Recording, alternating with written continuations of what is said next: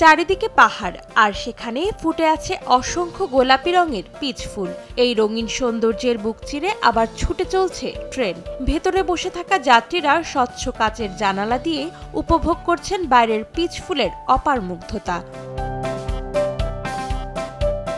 চীনের উত্তর ও মধ্যাঞ্চলের এক বিশেষ ফুল পিচ।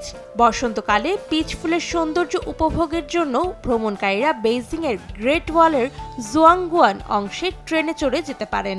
চীনের এই বিশেষ ট্রেনের নাম the train to the spring. এটি সত্যি চমৎকার, বিশেষ করে যখন আমরা উপরের দিকে উঠছি তখনকার সৌন্দর্য আরো বেশি সুন্দর। 1, 2, 3 ঢাকায় জমি জিতে নিন 100% ক্যাশব্যাক সহ 20 কোটি টাকার পুরস্কার।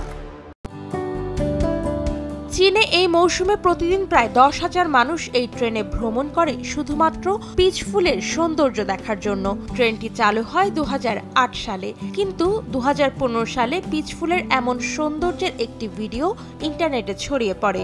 এরপর থেকে প্রতি বছর অসংখ্য পর্যটক এই সময়ে পিচ ফুলের সৌন্দর্য উপভোগ করতে এই ট্রেন ভ্রমণ করেন। অন্তরা সেন, সময় সংবাদ।